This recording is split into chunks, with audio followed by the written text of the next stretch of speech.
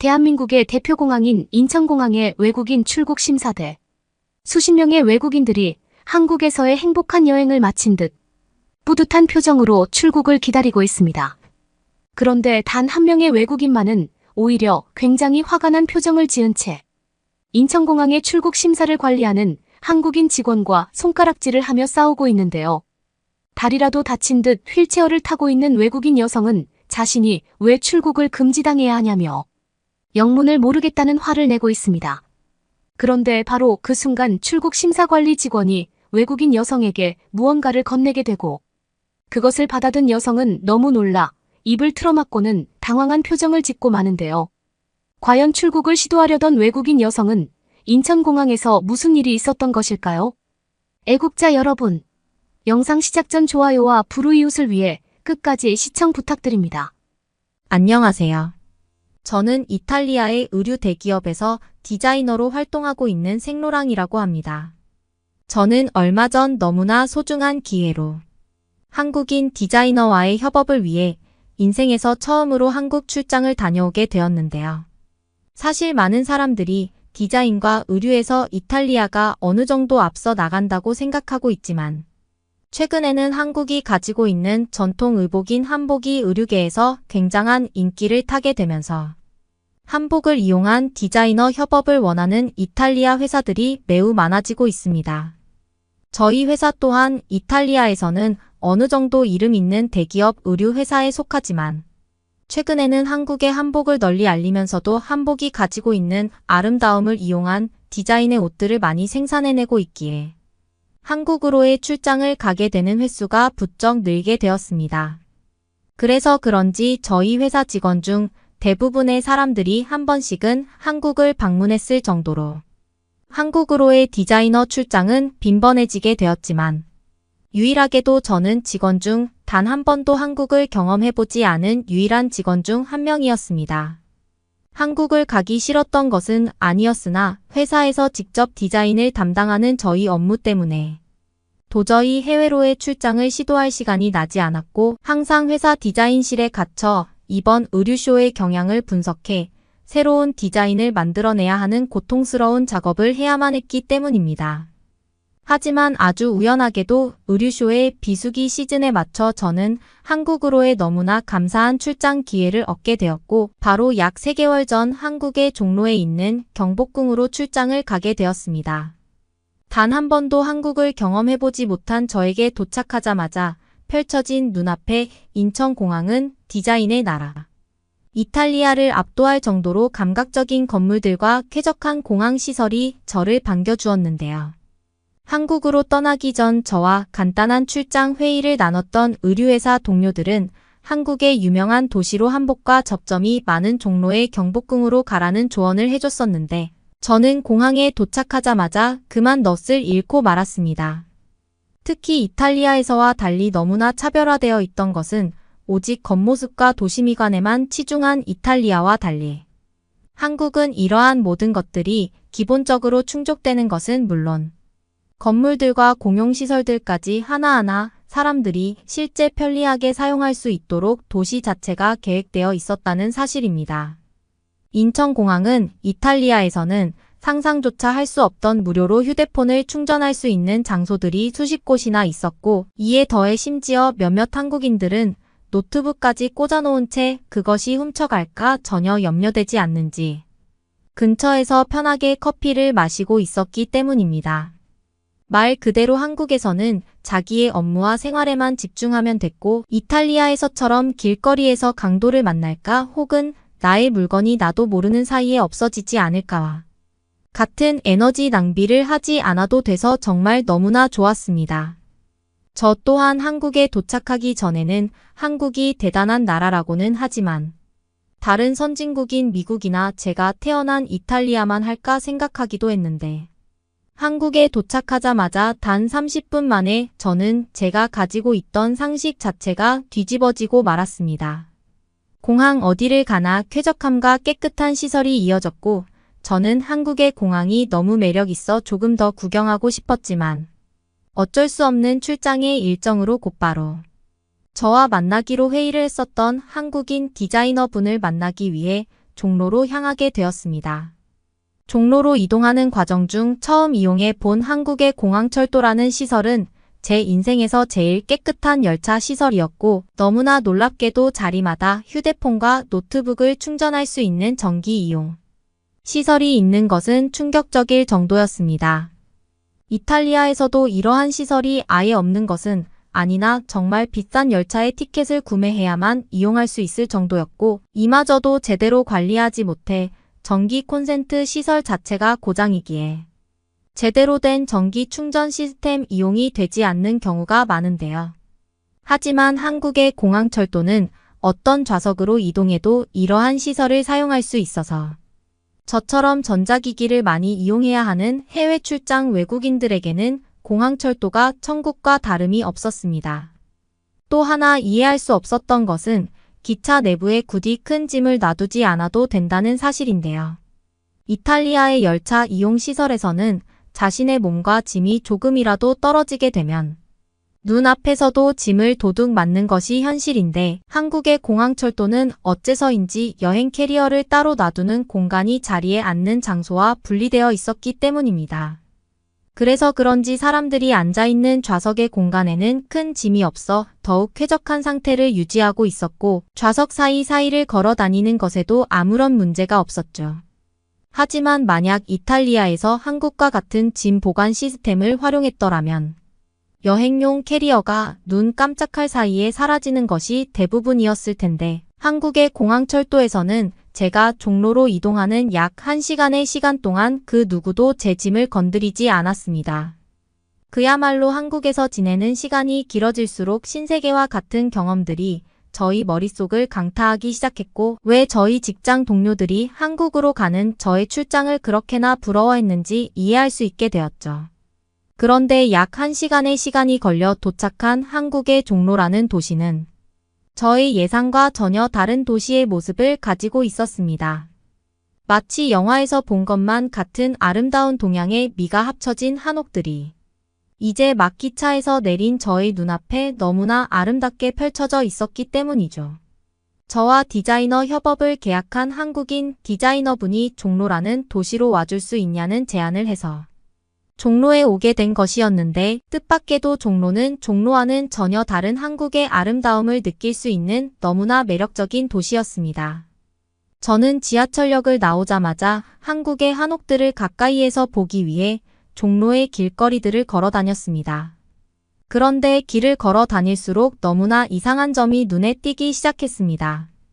종로에 도착하기 전 잠깐 찾아본 정보에 의하면 종로가 한국의 번화가와는 거리가 먼 도시라고 알고 있었는데 실제 제가 길거리를 걸어가면 마주하게 된 종로의 번화가들은 제가 생각한 것과는 전혀 다른 모습을 가지고 있었기 때문입니다. 특히나 제가 살던 나라인 이탈리아에서는 번화가와 중심 도시를 조금만 벗어나면 아예 생활이 되지 않을 정도로 도시 편의시설이 없는 경우가 대부분인데 한국은 어째서인지 종로라는 그 도시 내부의 모든 생활 편의시설들이 이미 자리를 잡고 있었죠. 어디를 가나 편리하게 물을 마시고 교통카드를 충전할 수 있는 편의점은 3분마다 계속해서 보였고 저와 같은 여행객을 위한 큰 짐을 맡아주는 시설부터 코인 세탁소까지 없는 게 없는 도시였습니다. 종로도 물론 아름다운 도시였지만 저는 자연과 삶이 적절하게 조화된 종로가 너무나 매력적으로 보였고 만약 제가 회사에 다니지만 않고 있었다면 종로에서 개인 디자이너 공방을 운영하며 살고 싶을 정도의 매력이 있었죠. 길거리에는 저와 같은 외국인들도 너무나 많이 보였는데 아무래도 저처럼 한국이 가지고 있는 동양의 미를 가득히 느낄 수 있는 종로라는 도시의 유명세는 이미 널리 알려진 탓인지 많은 외국인들이 한옥을 가까이에서 구경하며 한국의 전통차를 마시고 있더군요. 약 2시간 정도 종로를 구경하던 저는 시간 관계상 다음날 저희 회사와 디자이너 협의를 하기로 한 한국의 한복 디자이너 분을 만나기로 일정을 변경했고 편의점을 들러 꼭 먹어보고 싶었던 컵라면을 구매하고 호텔로 돌아가던 중이었습니다. 그런데 바로 그 순간 발목이 찌릿한 급작스러운 통증에 저는 그만 길거리에 주저앉아 버렸고 다리에 힘이 풀리며 눈물이 핑 돌았습니다. 발목을 살펴보니 그만 제가 신고 있던 하이힐이 부러지며 발목을 접지르는 부상을 입은 것 같았고 저는 너무 아파서 눈에 보이는 한국인들에게 도움을 청한 뒤 곧바로 근처 병원으로 이동하게 되었습니다. 다행스럽게도 근처에 있던 한국인 관광객분들이 너무나 감사하게도 저와 함께 병원으로 가주셨기에 큰 부상은 막을 수 있었지만 저는 발목과 무릎까지 전체 깁스를 해야만 했습니다. 한국인 의사 선생님께서는 조금만 시간이 지체되었으면 발목의 인대가 완전히 파열될 수 있었다면서 저에게 운이 좋았다고 하셨고 조금 불편하겠지만 약 한 달 정도는 깁스를 하고 있어야 한다는 진단과 치료를 해주셨습니다. 이탈리아에 돌아가더라도 깁스만 제거하면 되니 당분간은 휠체어를 이용해야 된다는 의사 선생님의 말씀에 저는 큰 충격을 받았습니다. 한국인 의사 선생님께서는 다행스럽게도 공항에서 휠체어를 반납하면 자신의 병원으로 다시 돌아오는 시스템이 있다면서 그러한 부분에서는 전혀 걱정하지 말라고 하셨고 그렇게 저는 전동 휠체어를 대여하게 되었죠.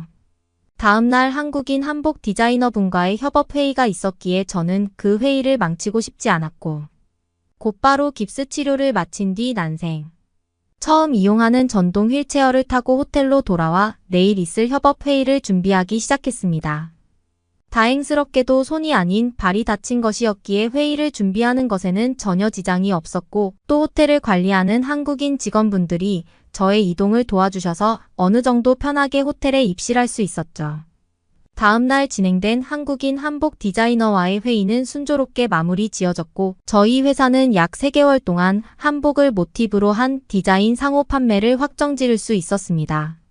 한국인 디자이너분께서는 한복의 전통적인 고유 모양을 살려 한국이라는 나라와 한복을 알리는 것을 중점적으로 해달라고 하셨고 매출을 올리는 목적이 아닌 한국의 브랜드 이미지와 한복을 알리는 것에 주요 목표가 있었던 저희 회사는 그 제안을 받아들이게 되었습니다.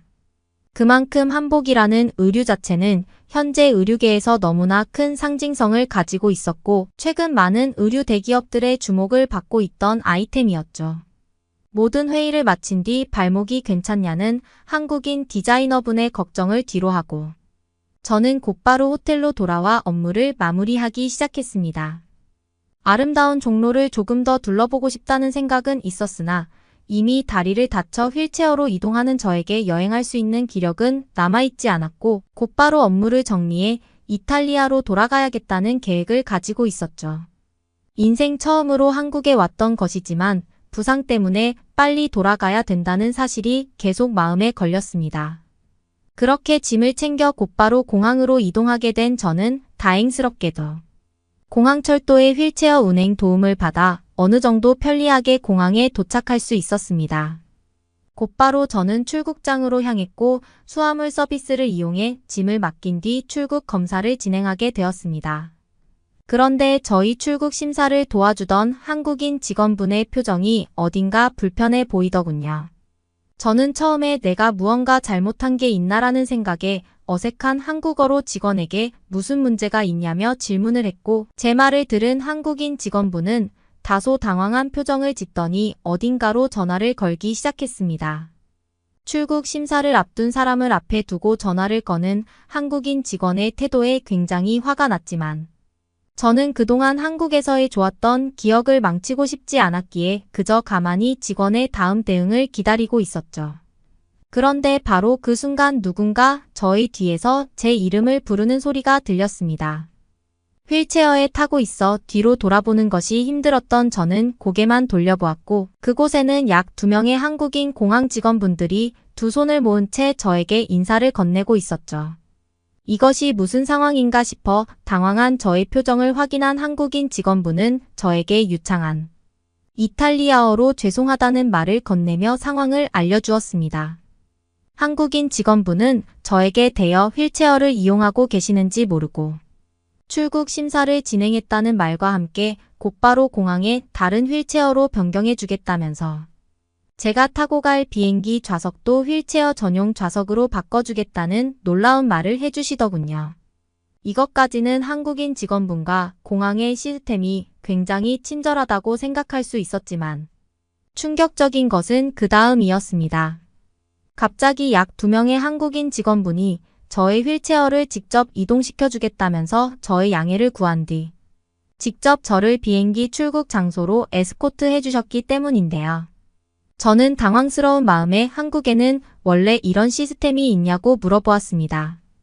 그 뒤 저의 휠체어를 이동시켜주던 한국인 공항 직원분은 휠체어를 이용하는 몸이 불편한 손님들의 경우 최대한 이동을 도와드리고 자리 배정도 편한 곳으로 해드리는 시스템을 운영하고 있다면서 저에게 그저 편하게 계시면 된다는 기가 막힌 말들을 이어나갔습니다. 아무리 한국이 선진국이라고 해도 이처럼 저희 불편한 이동을 위해 직접 비행기 출국 장소로 저희 휠체어를 이동시켜주는 것과 함께 제가 타고 간 휠체어를 이탈리아의 공항에 반납해도 자신들이 직접 회수하는 시스템이 운영되고 있다는 말은 제 귀를 의심하게 만들었습니다. 그리고 저는 바로 그 순간 이것이 선진국이라는 나라의 힘이라는 것을 뼈저리게 느끼게 되었죠. 실제 장애인으로 태어나서 몸이 불편한 사람으로 세상을 살아온 것은 아니었지만 저는 한국이 왜 살기 좋은 나라이고 실제 사람들의 생활 편의시설에 그렇게 힘을 쏟고 있는지 깊은 깨달음을 얻을 수 있었습니다.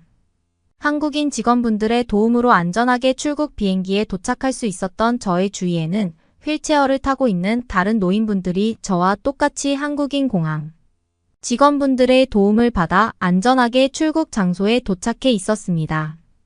노인분들의 표정은 너무나 고마운 듯 밝아 보였고 저는 이게 한국이라는 나라구나라는 것을 또 한 번 떠올리게 되었죠.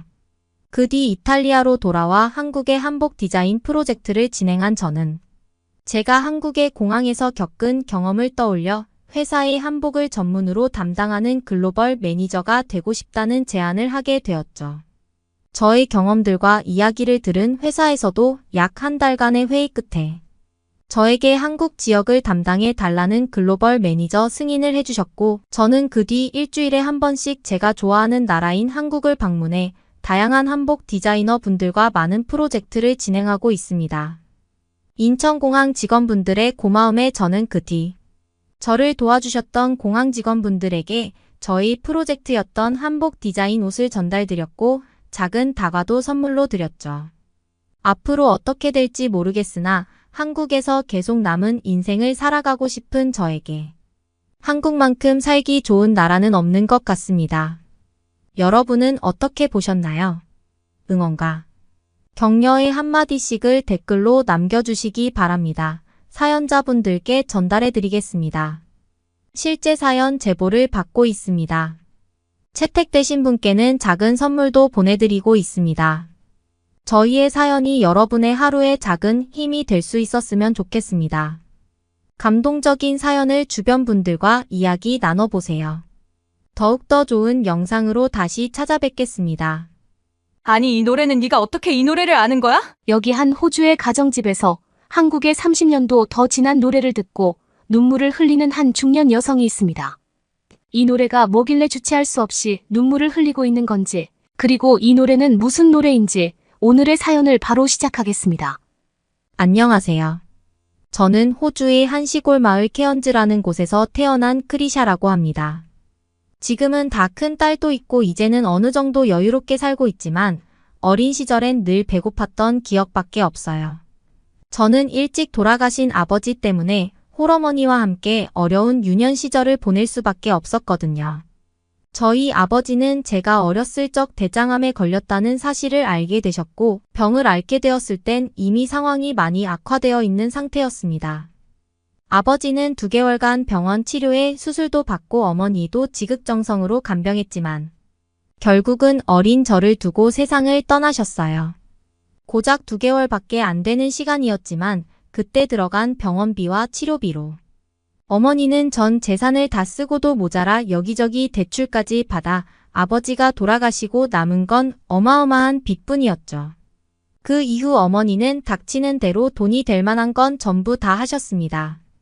지금 돌이켜보면 어머니가 잠은 주무셨나 싶을 정도로 하루 종일 어머니는 일만 하셨던 것 같은데 일찍 돌아가신 아버지와 늘 생계로 바쁜 어머니를 보면서 저는 아주 일찍 철이 들었습니다. 저도 빨리 돈을 벌어 어머니에게 보탬이 되고 싶다는 생각뿐이었죠. 지금도 생각나는 일화가 하나 있는데 그날 어머니는 평소보다 밤 늦게 들어오셨어요. 평소엔 술도 잘 안 드시는 분이었는데 알코올 냄새가 좀 났었죠. 어머니는 제 머리를 쓰다듬으시며 너라도 이렇게 잘 자라줘서 고맙다고 하셨어요. 그리고는 어쩔 땐 철없이 뛰어놀고 엄마 속도 썩이고 해야 하는데 애어른같이 다 커버린 모습을 보면 가슴이 미어질 때가 있다고 하셨죠.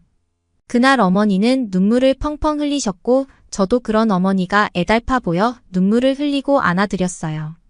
그때 지쳤던 마음을 다잡고 더 열심히 공부했고 시드니에 있는 상위권 대학을 골라서 갈 수 있을 정도의 실력이 되었습니다. 선생님께선 제게 의대니 법대니 많은 학교를 권유해 주셨지만 제게 가장 중요했던 건 장학금 여부였어요. 전액 장학금과 생활비까지 지원해 줄 수 있는 곳을 가야만 했죠. 전액 장학금이 나오는 곳은 종종 있었지만 생활비까지 지원해 주는 곳은 그다지 많지 않았어요. 제 성적에 비해 하향 지원을 할 수밖에 없었기 때문에 선생님은 제 실력을 아쉬워하시며 혹시나 더 장학금이 나올 곳이 없나 백방으로 알아보시기도 하셨습니다. 결국은 장학금에 맞춰 학교를 고르다 보니 제 성적보다 낮은 시드니의 한 대학의 방송통신학과를 가야 했지만 저는 만족스러웠습니다. 엄마도 무척 아쉬워하시며 엄마가 5년만 더 일하면 된다고 저를 말리셨지만 아직까지도 그때 받은 대출과 대출 이자가 남아있었기 때문에 저는 더 이상 엄마가 힘든 모습을 보고 싶지 않았어요. 대형 언론사에 들어가거나 방송국 PD가 되면 충분히 급여를 많이 받을 수 있으니 얼른 엄마를 호강시켜줄 생각뿐이었죠.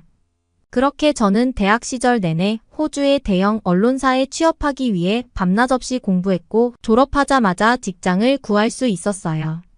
열심히 일한 덕에 당시 함께 입사한 동기들 중에 가장 뛰어난 평가를 받았고 중요한 자리에도 불려가 일을 할 수 있는 기회를 얻기도 했습니다. 그러던 그때 제 인생에 큰 영향을 미친 제안을 하나 받게 되었습니다. 회사에서는 한국에 파견 기자를 보낼 계획이었는데 선배들이 다 거절하고 저에게까지 기회가 왔죠. 한국 파견은 3년간 가야 했고 선배들은 애도 키워야 하고 여러모로 낙후된 한국에 가고 싶지 않다며 모두들 거절했어요. 저는 막상 선배들이 다 거절하는 데는 이유가 있지 않을까 싶으면서도 월급과 인센티브를 생각하면 거절할 수가 없었습니다. 한국에서 3년간 바짝 모으면 대출을 다 갚을 수 있을지도 모른다는 생각이 들었거든요. 게다가 승진까지 더 빨리 할 수 있었으니 제겐 선택지가 없는 듯 했어요. 그렇게 한국으로 파견을 와서 저는 집을 먼저 구하기로 했습니다. 사실 회사에서 이미 좋은 아파트에 살 수 있는 충분한 금액을 지원해 주었지만 어떻게든 돈을 아껴 빚 갚는 데 보태고 싶었어요. 그래서 가장 저렴하게 생활할 수 있는 방법을 찾아보다가 주인 집에 세를 들어 살면 주거 비용을 줄일 수 있다는 부동산 사장님을 통해 사글세를 들어 살기로 했어요. 작은 마당이 딸린 주택이었는데 주인 집 반지하에 다른 사람이 살고 있고 저는 별채에 있는 방에서 지내기로 했죠. 반지하에 살고 있는 사람은 워낙 바빠 아마 거의 마주칠 일이 없을 거라고 했습니다. 한국에 처음 왔을 땐 문화도 다르고 업무 방식도 다른 데다가 한국어 공부까지 해야 했으니 한국에서 적응하는 건 굉장히 힘들었어요. 그래도 다행히 주인집 식구들은 굉장히 친절했습니다. 계약으로 맺어진 집주인과 세입자 관계인데도 가족처럼 챙겨주시는 분들이 고마워. 저는 주인집 딸인 지희에게 영어를 가르쳐주기도 했어요. 그러던 어느 날 야근을 하고 돌아오는데 제 뒤로 누가 따라오는 느낌이 들었어요. 한국에 살면서 한 번도 위험하다는 생각을 해본 적이 없는데 등골이 오싹했죠. 슬쩍 보니 덩치 큰 남자인 것 같았는데 정말 무서웠습니다. 큰 길에서 뒷골목으로 꺾어 들어가는데 거기까지 따라오길래 저는 슈퍼를 지나치기 전에 이 일을 해결해야겠다 싶었죠. 마침 슈퍼 불이 환하게 켜져 있었고 저는 왜 계속 따라오시는 거예요? 라며 서툰 한국어로 소리쳤어요. 그러자 그 사람은 잔뜩 당황해하며 일부러 무서워하실까 봐 빠른 걸음으로 지나치려고 했는데 더 빨리 걸어가셔서 저도 놀랐다며 저희 집에 가는 길이었다고 했습니다. 제가 잘 이해 못하는 눈치를 보이자 영어로도 한 번 더 얘기를 하더라고요. 저는 그래도 여기 한 달 살면서 동네 분들이랑 인사도 많이 하고 얘기도 종종 나눠서 모르는 얼굴이 없었는데 어디 사는지 궁금했죠. 그런데 알고 봤더니 저희 주인집 아래에 산다던 사람이었어요. 저는 당황해하며 미안하다고 말씀드리고는 이제야 처음 본다며 민망해했어요. 그러자 그 사람은 아니라고 자기가 의사인데 인턴이라 늘 병원에서 지내기 때문이라고 했죠. 집엔 거의 안 들러서 그렇다며 오히려 많이 놀랐겠다며 미안하다고 했습니다. 그러고 다음날 지희에게 영어를 가르쳐주며 어제 밑에 사는 남자를 만났다는 얘기를 꺼냈어요. 지희는 그 오빠는 맨날 바빠서 자기도 얼굴 보기 힘들다며 지방에서 올라왔는데 공부를 엄청 잘한다고 했죠. 그때 주인 아주머니가 저 총각이 키도 크고 공부도 잘하는데 친절하기까지 하다며 사위 삼고 싶은데 지희가 너무 어려서 아깝다고 하시더라고요. 생각해보면 얼굴도 좀 잘생겼던 것 같고 키도 컸던 것 같았어요. 그런데 워낙 바쁜지 그 뒤로도 또 한참을 얼굴을 볼 수가 없었습니다. 그러던 어느 날 집에서 전화가 걸려왔어요. 엄마가 넘어져서 크게 다치셨는데 이제는 좀 괜찮다고 하셨죠. 저는 당장이라도 호주로 날아가고 싶었지만 회사와의 계약관계 때문에 그럴 수 없는 상황에 눈물이 났죠. 엄마는 그럴 줄 알고 아플 땐 연락 안 했다며 이제 어느 정도 괜찮으니 걱정 말고 일 열심히 하라고 하셨습니다. 다쳤는데도 제가 걱정할까 봐 전화도 하지 않고 혼자서 알았을 엄마를 생각하니 정말 괴로웠어요. 엄마와 잘 살아보려고 한국까지 와 있는 건데 정작 엄마가 아플 때 옆에 있어주지 못하다니 슬펐죠. 그날은 도통일에 집중이 되지 않아 밤 늦게까지 겨우 일을 마무리했어요. 하루 종일 엄마 생각에 눈물이 나서 두 눈이 시뻘겠죠. 그렇게 집으로 돌아가는 길에 슈퍼 앞에서 딱 그 남자를 마주쳤어요. 그 사람은 눈물 범벅인 제 얼굴을 봤는지 아이스크림 하나 먹으려고 했는데 같이 드실래요 하고 얘기했습니다. 저는 그냥 갈까 했지만 외롭고 슬픈 마음에 슈퍼 평상에 앉았어요. 그 남자는 그때 통성명도 안 했다며 자기 이름은 김상혁이라고 한다고 얘기했습니다. 그러곤 제게 아무 질문을 하지 않았어. 왜 우는지 무슨 일이 있는지 물어볼 법도 한데 묵묵히 제 옆에 앉아 있어 주더라고요. 그리고 혹시 노래 듣는 거 좋아하냐며 제게 이어폰을 한쪽 건넸어요. 그 노래를 듣는데 다시 또 마음이 울컥했어요.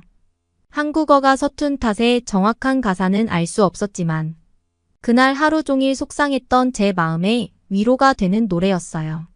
상혁 씨는 들국화이라는 가수인데 자기가 정말 좋아하는 밴드라고 얘기했죠. 이 노래는 창문 너머 어렴풋이 옛 생각이 나겠지요 라는 노래라고 알려줬어요. 저는 상혁 씨의 따뜻한 마음과 잔잔한 노래에 힘들었던 마음이 좀 가라앉는 느낌이었습니다. 그리곤 자기는 바빠서 노래 들을 시간이 잘 없는데 필요하면 며칠 듣다가 돌려달라며 제게 플레이어를 건네줬어요. 그렇게 플레이어에 담긴 들국화 노래를 들으며 슬픔과 외로움을 달랠 수 있었습니다. 저는 상혁 씨에게 정말 고마운 마음이 들어 저도 뭔가 선물을 하나 해주고 싶었지만 뭘 좋아하는지 알 수가 없었어요. 물어보고 싶어도 만날 수가 없어 답답했죠. 그런데 생각해보니 늘 비슷한 시간에 슈퍼 앞에서 만났던 기억이 나서 저도 일부러 일이 다 끝났는데도 좀 더 앉아있다 퇴근하곤 했어요. 그러던 2일차에 상혁 씨를 만났죠. 얼굴 보기가 참 힘들다며 노래 잘 들었다고 플레이어를 돌려주고 저도 선물을 하나 드리고 싶은데 뭘 좋아하는지 모르겠다고 얘기했어요. 그러자 상혁 씨는 자기는 먹는 걸 제일 좋아한다며 이번 주말엔 자기가 휴일이라 쉴 예정인데 맛있는 거 사달라고 얘기했습니다. 저는 그 정도야 어렵지 않다며 얼마든지 사드리겠다고 하고 상혁 씨와 약속을 잡았죠. 상혁 씨는 여의도에 혹시 가봤냐며 여의도에 가자고 얘기했어요. 저는 늘 집과 회사만 반복했던지라 설레었습니다. 상혁 씨가 저를 데리고 간 곳은 여의도의 한강공원이라는 곳이었고 물 위에는 하얀 기계가 둥둥 떠 있었어요. 오리 모양의 희한한 기계 안에 사람들이 막 타 있었죠. 상혁 씨는 오리배라는 거라고 하는데 한번 타볼래요? 라며 제게 제안했고 저희는 오리배를 같이 탔어요. 아름다운 풍경과 오랜만에 느껴보는 자유로움에 속이 탁 트였습니다. 이런 아름다운 곳에 데리고 와줘서 정말 고마웠는데 오히려 상혁 씨는 늘 일만 하다가 여기 오니 정말 좋다며 고맙다고 얘기했어요. 그리고 저희는 경양식 돈가스를 먹고 난 후 카페에 가서 얘기를 나눴어요. 전 원두 커피를 시켰고 상혁 씨는 맥심을 시켰어요. 큰 덩치의 원두 커피를 좋아할 것 같았는데 달달한 커피를 좋아하는 취향이 꽤 귀엽다고 생각했어요. 그렇게 여의도를 다녀오고 나서 저희는 퇴근 후 슈퍼 앞에서 시간을 자주 보냈고 연인 관계로 발전했습니다. 그렇게 저희 파견 기간 2년이 끝나가고 있었고 상혁 씨는 어머님께 우리 관계를 말씀드리겠다고 앞으로 어떻게 할지 한번 고민해보자며 지방으로 내려갔어요. 그런데 상혁 씨가 원래 올라오기로 한 날짜에 나타나지 않았어요. 왜 이렇게 오래 걸릴까 의아했죠. 일주일이나 더 늦게 나타난 상혁 씨의 얼굴은 매우 어두웠습니다. 저는 오랜만에 만난 상혁 씨가 반갑고 좋았는데 상혁 씨는 한없이 슬퍼 보였죠. 그러곤 제게 헤어짐을 고했습니다. 아무런 설명도 없이 그냥 미안하다는 말뿐이었어요. 저는 서로 이렇게 사랑하는 우리가 왜 헤어져야 하는지 이해할 수 없었지만 그의 슬픈 얼굴에 더 이상 짐이 되고 싶지 않았습니다. 어차피 저는 떠나야 하는 사람이었고 애초부터 저희의 운명은 정해져 있을지도 모르겠다는 생각이 들었어요. 저는 더 이상 한국에 있는 게 정말 괴로웠고 본사의 요청에 한 달 정도 빨리 귀국했습니다. 상혁 씨와는 그날 이후로 제대로 된 인사도 하지 않고 훌쩍 떠났어요. 다시 호주로 돌아온 저는 오히려 더 바쁘게 일했습니다. 상혁 씨를 잊고 싶었기 때문이죠. 어머니는 늘 밤낮 없이 일하는 저를 보시곤 빚도 다 갚았는데 너무 무리하지 말라며 걱정하셨어. 그러던 어느 날 너무 열심히 일에 매진한 탓인지 몸이 좀 이상했습니다. 체온도 높게 나오고 감기 걸린 것 같기도 하고 구역질도 났죠. 너무 피로해서 그런가 좀 쉬면 될 거라 생각했지만 몸은 쉽게 회복되지 않았습니다.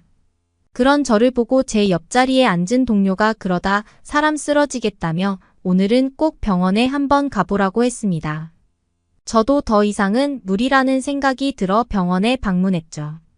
의사 선생님께 진찰을 받고 저는 충격에 빠졌습니다. 여기선 해결할 수 없다고 하셨죠. 저는 깜짝 놀라 제 몸에 큰 이상이 생겼는지 물어봤습니다. 그러자 선생님께선 혹시 모르셨냐며 제게 산부인과를 한번 가보라고 했어요. 산부인과에 간 저는 깜짝 놀라고 말았습니다. 이미 임신 12주에 접어든다고 얘기했죠. 산모가 무리한 탓에 몸에서 제발 쉬라고 신호를 보낸 것 같다고. 초기엔 위험하니 꼭 안정을 취해야 한다고 하셨어요. 아이를 가진 것도 충격이었는데 그걸 제가 그동안 몰랐다는 것도 충격적이었어요. 이 사실을 알고 엄마는 처음에 충격을 받으셨어요. 그러면서도 생명을 어떻게 쉽게 지우겠냐며 전적으로 제 결정에 따른다고 하시고 만약 아이를 낳으면 엄마가 도와줄 테니 필요하면 얼마든지 얘기하라고 하셨습니다.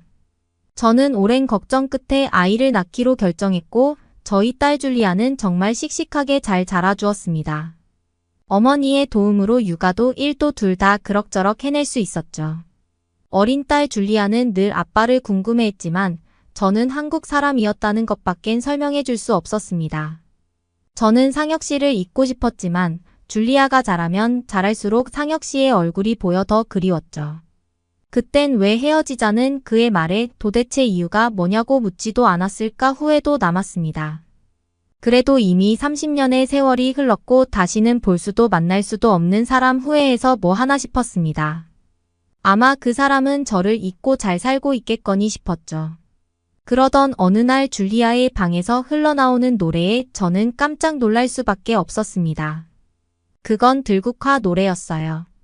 저와 상혁 씨를 이어준 노래였지만 그 노래만 들으면 상혁 씨 생각이나 차마 들을 수가 없었죠. 저는 줄리아의 방문을 열고 이 노래를 어떻게 아냐고 물었습니다. 줄리아의 말이 얼마 전 스페인에서 출시된 앨범인데 선풍적인 인기를 끌고 유럽을 강타하고 있다고 했죠. 그래서 특집 방송을 준비하고 있는 중이라고 말했습니다. 저를 따라 언론학부에 들어간 줄리아는 음악 방송국에서 일하고 있거든요. 아무튼 저는 오랜만에 듣는 들국화 노래에 눈물이 났습니다. 그때 그 시절이 떠올랐고 그리웠죠. 줄리아는 눈물을 흘리는 저를 보고 당황스러워하고 제 눈물을 닦아주었어요.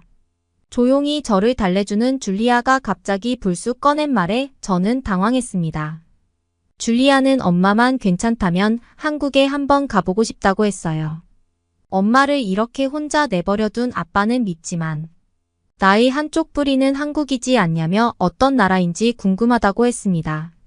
그런데 엄마가 원치 않을 것 같아서 이때까지 말을 꺼내지 못했다고 하면서 어떻게 생각하냐고 했죠.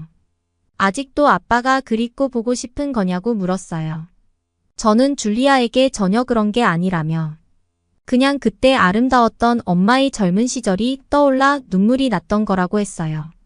그리고 한국에 가보고 싶다는 줄리아의 말도 일리가 있다고 생각했어. 어쨌든 이 아이에게는 한국인의 피가 흐르고 있었으니 한국에 대해 궁금증을 가지는 것도 당연하다고 생각했습니다. 저는 한국에 갈 예정이라고 나에게 메일을 보냈어요.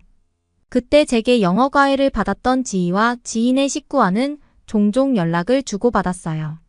그리고 지희 혼자서 한 번 가족과 함께 2번 정도 호주에 놀러 오기도 했죠. 한국에서 생활했던 시절 제게 정말 가족 같았던 분들이었으니까 직접 초대해서 가이드를 해드리기도 했습니다. 그분들과는 좋은 인연을 아직까지 이어오고 있었죠. 지희는 한국에 오는 게 얼마만이냐며 만반의 준비를 해놓고 공항에도 나와 있을 테니 비행 날짜를 알려달라고 했어요. 그리곤 이제 마음이 괜찮냐고 물었죠. 저는 30년이나 지났는데 뭘 더 속상해할 게 있냐고 했고 줄리아가 한국에 대해 알고 싶어 해서 가게 되었다고 얘기했습니다. 그때 그 시절만 하더라도 한국에 파견 가는 걸 꺼릴 정도로 한국은 이제 막 성장하고 있던 국가였으니까 지금은 신입사원들끼리 서로 한국을 가겠다고 신경전을 벌이는 정도이니 그 사이에 이렇게나 발전한 한국이 참 대단하다고 느껴졌어요. 지희는 입국장에서 저희를 기다리고 있었고 줄리아와도 몇 번 본 사이라 셋이서 다니는 여행은 전혀 어색하지 않았어요. 지희는 호주 갈 때마다 제가 방을 내어줬다며 이번 서울 여행에선 자기 집에서 지내라며 흔쾌히 방을 내어줬습니다. 지희와 꼭 옛날에 새를 들어 살던 시절 같다며 같이 웃기도 했어요. 꼭 저도 옛날로 돌아간 것만 같았죠. 그리곤 근처 카페로 가려는데 지희가 한참 돌아가야 하는 곳을 계속 가자고 우기더라고요. 굳이 멀리 안 가도 된다며 바로 옆에 카페가 있는데 왜 그러냐고 했더니 지희가 난처해하며 거기가 좋은 데라 꼭 소개시켜주고 싶다며 저희를 끌고 갔어요. 지희가 소개해준 카페로 들어서자마자 저는 얼어붙을 수밖에 없었습니다. 카페 창가에 앉아있는 남자는 바로 상혁 씨였거든요. 오랜 세월이 지났지만 제가 어떻게 그 사람을 잊을 수가 있겠어요. 상혁 씨는 제가 들어서자마자 자리에서 일어났습니다. 놀라서 지희를 바라봤더니 지희는 미안하다며 꼭 1년 전 자기를 수소문에 찾아왔는데 저와 혹시 연락이 닿냐고 물었다고 했죠. 지희는 그렇다 하더라도 제가 잘 살고 있는데 알려줄 수 없다고 했대요. 그러다 하도 간곡하게 요청하기도 하고 제가 한국에 온다고 하니 어느 정도 마음이 편해졌나 해서 자리를 마련했다고 했죠. 줄리아가 워낙 아빠를 그리워하기도 했다고 덧붙이면서요. 그리고 지희는 줄리아에게 엄마가 시간이 좀 필요한 것 같다며 일단은 2분 먼저 얘기하게 두고 우린 나가 있자고 했죠. 줄리아는 어떤 상황인지 눈치를 챈 것 같았고 말없이 지희를 따라 나섰어요. 상혁 씨는 불쑥 나타나서 미안하다며 지희는 절대 안 된다고 했는데 자기가 간곡하게 부탁을 했다고 했어요. 오랜만에 보는 상혁 씨는 얼굴이 해숙해져 있었죠. 나를 버리고 갔으면 잘 살 것이지 까칠한 상혁 씨의 얼굴에 마음이 아팠습니다. 상혁 씨는 그때 이야기를 꺼냈어요. 그때 상혁 씨는 지방에서 홀어머니 밑에서 자라 열심히 공부했고 어머니의 갖은 뒷바라지로 의대를 다니고 있었다고 말했습니다. 그런데 저와 교제 사실을 듣고 상혁 씨가 외국 여자와 결혼해 외국으로 갈지도 모른다고 얘기하니 어머니께서는 충격을 받으셨다고 해요. 그러곤 식칼을 꺼내 들고 와 바닥에 놔두고는 그 여자와 결혼을 하든 자기를 죽이든 둘 중 하나를 선택하라고 하셨대요. 상혁 씨는 어머니 마음을 돌리기 위해 일주일 동안 가진 노력을 했지만 완강한 어머니의 마음을 돌릴 순 없었다고 했어요. 상혁 씨의 설명을 들으니 저였어도 그랬을 거란 생각이 들었습니다. 그리고 그 이후 의사가 되고 난 후 어머니가 원하는 여자와 선을 봐서 결혼을 했고 사랑 없는 결혼을 한 탓에 아이도 없고 3년 만에 이혼했다고 했죠. 그리곤 쭉 일만 하고 살다가 제가 그리워 저를 찾기 위해 지희를 수소문해 다녔다고 했습니다. 상혁 씨의 이야기를 들으면서 저와 똑같구나, 서로가 서로를 그리워하며 지냈구나 싶어 눈물이 났어요. 상혁 씨는 아까 봤던 그 아이가 혹시 우리 아이냐고 물었죠. 이미 지희에게 어느 정도 설명을 들은 눈치였어요. 혼자서 고생이 많았다며 사실 아이 얘기를 듣고 혼자 키웠다는 말에 더더욱 만나야겠다고 생각했다고 했어요. 제가 원치 않으면 여기서 그만둘 텐데 괜찮다면 다시 시작할 수 있겠냐고 말이죠. 오랜만에 만난 상혁 씨였지만 30년의 세월에도 불구하고 여전히 떨리는 감정이 생겼습니다. 저희 둘은 더 이상 아무 말도 없이 눈물을 흘릴 수밖에 없었죠. 그때 지희와 줄리아가 다시 들어왔어요. 줄리아는 울고 있는 저희 둘을 보며 자기도 눈물을 글썽이더라고요. 그리곤 저는 무조건 엄마 편이라 엄마의 뜻대로 할 거라고 했어요. 엄마는 그동안 정말 힘들고 어렵게 저를 키우셨고 아저씨가 불쑥 나타나 아빠 노릇을 하길 바라지 않는다고 했죠. 그치만 이제 엄마의 남은 여생을 행복하게 해주실 수 있고 엄마도 그걸 바란다면 자기는 찬성이라고 했습니다. 그렇게 저희 셋은 뜨거운 재회를 했고 일주일의 한국 여행 내내 같이 시간을 보냈습니다. 저는 다시 호주로 돌아왔고 줄리아의 설득 끝에 일을 정리하고 한국으로 들어가기로 했어요. 이게 맞나 싶은 걱정이 들지만 제2의 인생이 시작되는 기분이라 설레기도 하네요. 줄곧 고생만 했던 제가 이제 한국에서 행복하게 살 수 있겠죠. 많은 응원 부탁드립니다. 그러면 다음 사연으로 넘어가겠습니다. 아니, 한국 남자는 원래 다 이렇게 작았었단 말이야. 한국 남자 기대했는데 실망이야. 수학여행을 괜히 온 것 같아. 휴, 기대한 내가 바보지. 과연 그녀는 한국 남자의 어떤 모습을 보고 충격을 받았는지 알아보러 가실까요? 안녕하세요. 저는 미국 뉴욕에 살고 있는 모니카라고 합니다. 저는 원래 미국에서 인기를 끌고 있던 세븐틴이라는 남자 아이돌 그룹을 매우 좋아하던 평범한 소녀였어요. 길거리를 다녔을 때의 커플들만 봐도 여자는 엄청 이쁘고 매우 잘 꾸미는 데에 비해 같이 다니는 남자는 형편없었거든요. 저런 남자와 결혼해서 같이 사느니 차라리 혼자 살아야겠다는 생각을 많이 했었죠. 그런데 이상하게 세븐틴이 노래하는 부분이 TV에 나오면 제가 평범한 미국 남자들을 볼 때와는 다르게 가슴이 콩닥거리더라고요. 정말 학교에 있을 때도 집에서 공부를 하거나 밥을 먹을 때에도 세븐틴 생각뿐이었답니다. 원래는 이렇게 남자 아이돌 그룹에 빠지지 않았었는데 중학교 3학년 때 주변 친구들이 남자 아이돌 누구가 잘생겼더라 그러면서 이야기를 하더라고요. 그래서 저도 그 무리애가 구경하고 그러다 보니 어느 순간부터 저도 모르게 빠져들었던 거 있죠. 그래서 성인이 되어서 제가 결혼할 때에는 평범한 미국 남자가 아닌 꼭 세븐틴 같은 잘생기고 훈훈한 미소를 가진 그런 남자와 결혼을 하는 상상을 하면서 잠들곤 했어요.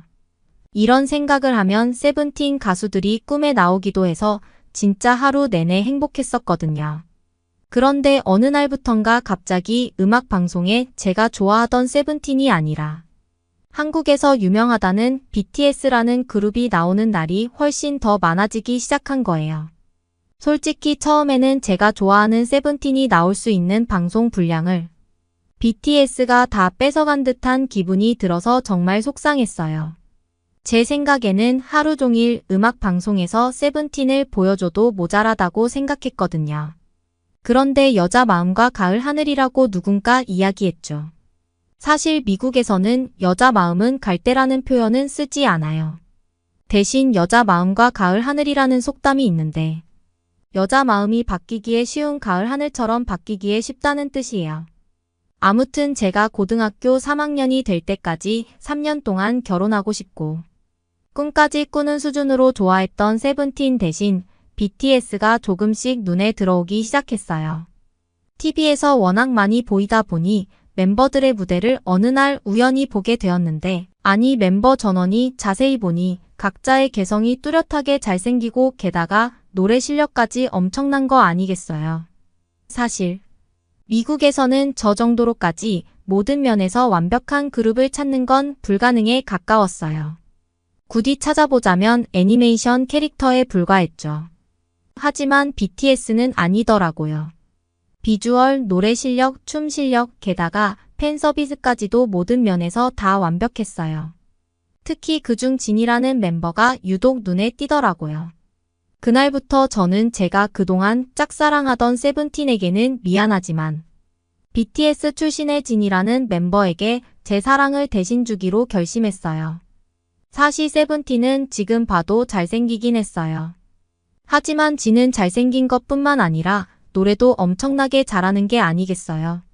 대부분의 그룹은 비주얼이 괜찮다 할지라도 라이브 실력이 형편없는 게 사실이에요.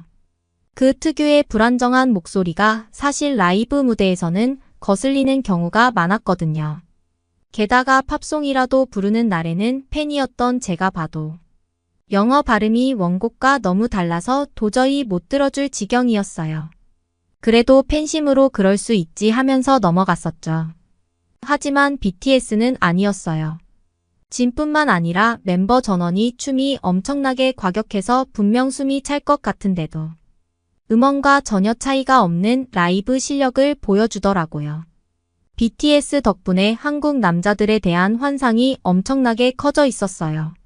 앞에서 제가 이야기했듯이 미국 남자들이 제가 봤을 때에는 워낙 형편없었다 보니 자연스럽게 한국 남자들에게로 눈이 돌아가더라고요.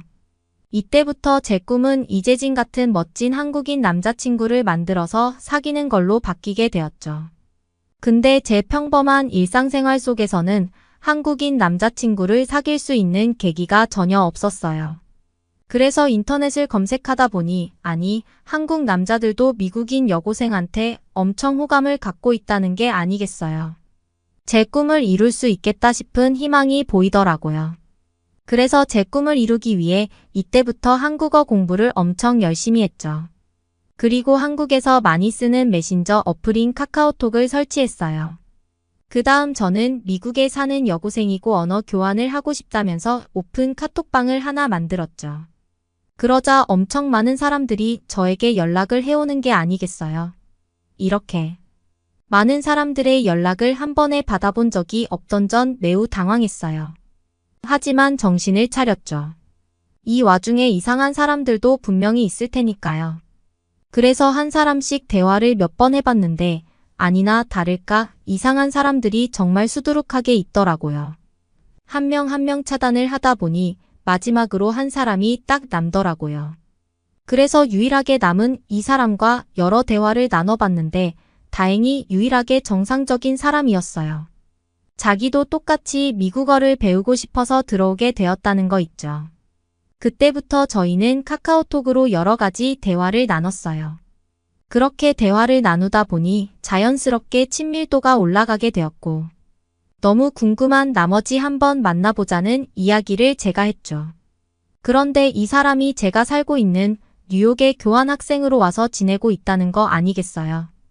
마침 잘 되었다 싶어서 날짜를 잡고 만나기로 했는데 한 가지 걱정되는 게 있었어요. 바로 서로의 얼굴을 모른다는 거였죠. 그래도 이 사람은 자기 입으로 직접 괜찮게 생겼다는 이야기를 하더라고요. 카카오톡으로 이야기 나눴을 때에도 이상한 사람은 아닌 평범한 사람 같아 보이기도 했어요. 그래서 속는 셈 치고 한번 믿어보기로 했죠. 그리고 대망의 약속 날이 되었어요. 그동안 틈틈이 한국의 메이크업 영상들을 보면서 연습했던 대로 최대한 한국 여자 아이돌과 비슷하게 꾸미고 나갔죠. 당연히 부모님에게 사실대로 말씀드렸다가는 난리 날 게 뻔하니 친구랑 같이 도서관에 다녀온다고 말씀을 드렸죠. 그렇게 가까스로 집에서 나온 전 인터넷에서 알게 된 사람을 만나게 된 건 처음이다 보니 정말 두근대더라고요. 약속 장소가 뉴욕역 앞에 위치한 동상 앞이었어요. 아무튼 약속 장소에 거의 다 도착해 가는데 상대방한테서 카카오톡이 오더라고요. 자기는 먼저 도착했다면서요. 그래서 어떤 옷을 입었냐고 물어봤고 저도 약속 장소에 거의 도착하자 멀리서 하치코 동상이 보였어요. 그리고 어떤 옷을 입었는지 답변이 왔는데 멀리서 한눈에 봐도 인상착의가 메시지 속의 내용과 똑같은 사람이 서 있었죠. 그런데 두 가지 다른 점이 있었어요. 아니 생각보다 너무 왜소한 거 아니겠어요? 게다가 머리가 떡져 있어서 누가 봐도 며칠은 씻지 않은 것 같은 모습을 하고 있었어요. 근처에만 가도 냄새가 날 것 같은 그런 모습. 아시죠? 사실대로 말씀드리면 저는 그 모습을 보자마자 당황한 나머지 카카오톡을 삭제하고 말았어요. 다행히 제가 어떻게 옷을 입었는지 이야기하기 직전이었어서. 상대방은 저를 보더라도 제가 메시지 속에 그 사람인 줄 몰랐었을 거예요. 거기에 사람이 워낙 많기도 하니까요. 정말 나쁜 행동인 건 알았지만 어쩔 수가 없었습니다.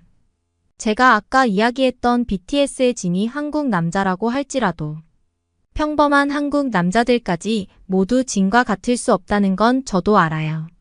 하지만 제가 봤었던 그 모습은 이걸 고려하더라도 정말 같이 다니기에도 부끄러운 그런 수준이다 보니 도저히 방법이 없더라고요. 제가 미국 남자들이 남성적인 매력이 없어서 싫었다고 이야기했었는데 오히려 미국 남자가 훨씬 나아 보이는 수준이었어요. 외적인 거야 타고난다고 치더라도 씻는 거는 노력만 하면 할 수 있는 거고 사실 어떻게 보면 당연한 거잖아요. 사실 그 사람에게는 미안하지만 만약 그때 상황으로 다시 돌아간다고 하더라도 전 같은 결정을 내렸을 것 같긴 해요. 아무튼 그날 이후로 저희 한국 남자에 대한 환상은 완전히 깨지고 말았어요. 그리고 그냥 평범하게 미국 남자친구를 만들어야 하나라는 생각을 하면서 하루하루를 보내게 되었어요. 그러던 중 갑자기 학교에서 수학여행을 간다는 게 아니겠어요. 선생님께서는 코로나 때문에 오랫동안 수학여행을 못 갔다 보니 이번에는 특별히 해외로 갈 거라고 하시더라고요.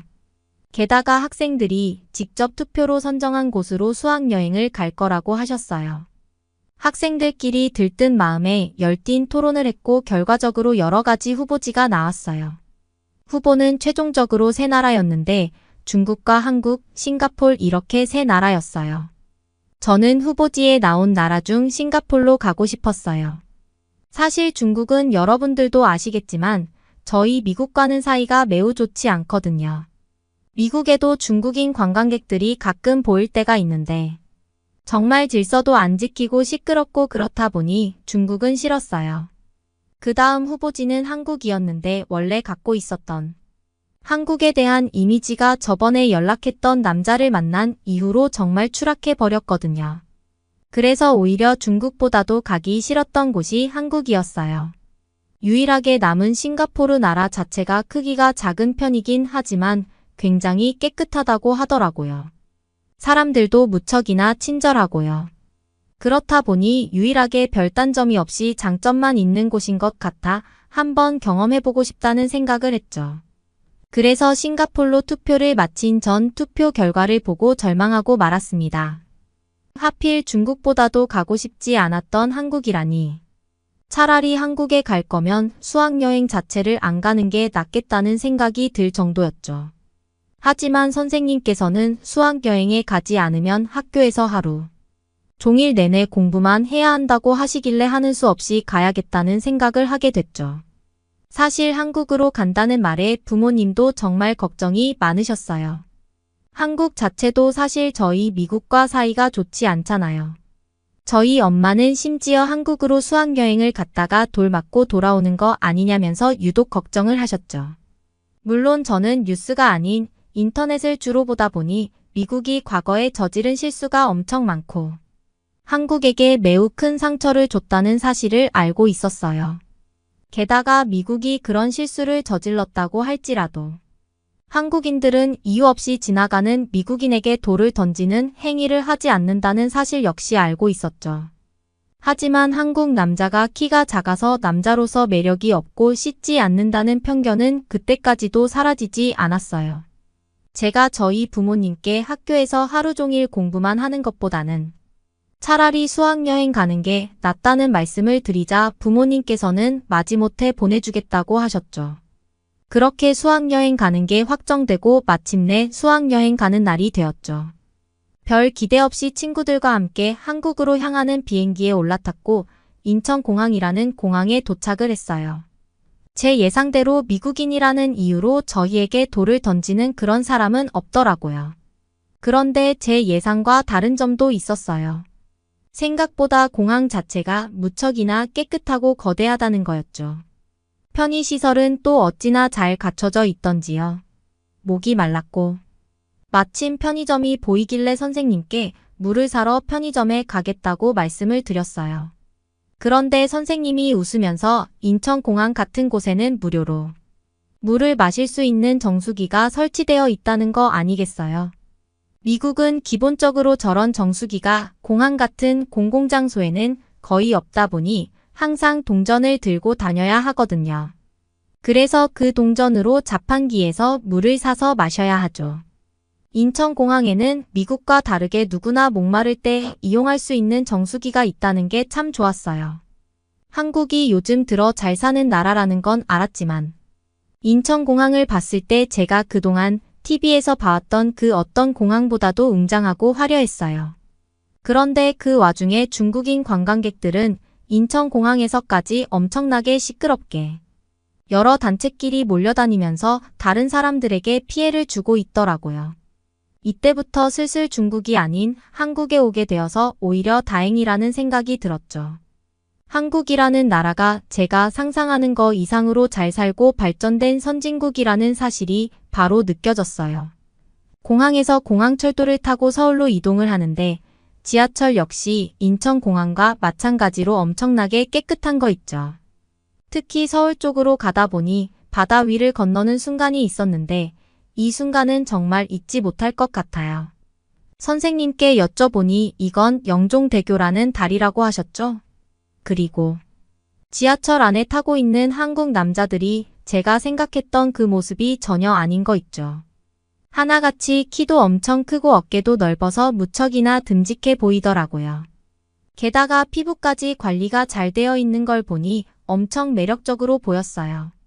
가장 중요했던 건 모두 깨끗하게 잘 씻고 다니는 게 보였다는 거였어요. 가까이 다가가면 머리가 떡져 있는 악취가 아닌 좋은 향기가 났죠. 사실 제가 좋아했던 BTS의 집만큼은 아니지만 모두 훈훈한 외모를 지니고 있더라고요. 헤어스타일 역시 미국의 남자들보다 훨씬 세련된 헤어스타일을 하고 다녔고요. 가장 확실하게 느꼈던 건 적어도 한국의 남자들은 모든 면에서 미국의 남자들보다 우월하다는 거였어요. 미국 남자들을 보면서 제가 결혼을 하지 말아야겠다고 생각했던 가장 큰 계기는 바로 남자답지 못하다는 거였어요. 그런데 한국 남자들은 다들 얼마나 듬직하던지요. 사실 저는 많은 걸 바라지 않고 딱 이 정도의 듬직함과 남자다움을 원했던 거였거든요. 정말 설레었답니다. 그 순간 제가 한국 남자들에 대해서 뭔가 오해하고 있다는 걸 깨달았죠. 분명히 제가 만났던 그 사람은 아주 왜소한데 안 씻기까지 했단 말이죠. 그 순간 아까 공항에서 마주쳤던 아주 시끄럽게 몰려다니던 중국인들이 생각났어요. 갑자기 뭔가 이상한 느낌이 들어서 중국인들이 안 씻는 편인지를 인터넷에 검색해봤어요. 아니나 다를까 저 빼고 세상 사람들이 다 알고 있더라고요. 게다가 인터넷에 나와 있는 중국 남자 사진들이 옷 입은 인상착의와 얼굴, 생김새까지 제가 만날 뻔했던 그 사람과 매우 비슷했어요. 사실 여태 살면서 중국 남자에 대한 건 검색해 볼 일이 없었어요. 어떻게 보면 굳이 검색할 필요가 없었다는 게 정확한 표현일 수 있죠. 제가 중국인 남자에 대해 전혀 관심이 없었거든요. 아무튼 한국으로 수학여행을 온 덕에 한국 남자를 직접 두 눈으로 보면서 이렇게 자연스럽게 한국 남자들에 대한 안 좋은 오해를 풀 수 있었답니다. 이날 이후로 저의 꿈은 다시 한국인 남자친구를 사귀는 걸로 바뀌었고 한국의 대학교에 입학하기 위해 한국어를 열심히 공부 중이에요. 부디 제가 한국 대학교에 입학해서 한국인 남자친구를 사귈 수 있게끔 여러분들 많은 응원 부탁드릴게요. 그럼 우리 한국에서 만나요. 여러분은 어떻게 보셨나요? 응원과 격려의 한마디씩을 댓글로 남겨주시기 바랍니다. 사연자분들께 전달해드리겠습니다. 실제 사연 제보를 받고 있습니다. 채택되신 분께는 작은 선물도 보내드리고 있습니다. 저희의 사연이 여러분의 하루에 작은 힘이 될 수 있었으면 좋겠습니다. 감동적인 사연을 주변 분들과 이야기 나눠보세요. 더욱더 좋은 영상으로 다시 찾아뵙겠습니다.